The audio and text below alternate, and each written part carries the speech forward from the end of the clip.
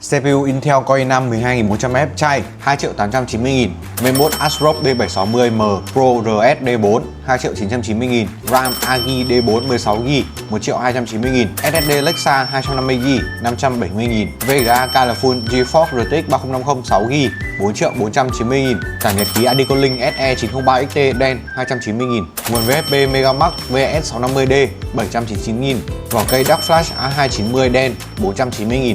Và đây là bộ PC đã hoàn thành. Nếu anh em định build PC thì cứ nhắn tin cho Seacom nhu cầu cũng như là ngân sách để nhận cấu hình tối ưu nhé. Đừng quên là Seacom đang có chương trình khuyến mãi build PC giảm 500k khi bao gồm nguồn Super Flower. Build PC hậu mãi tốt. Đến Seacom.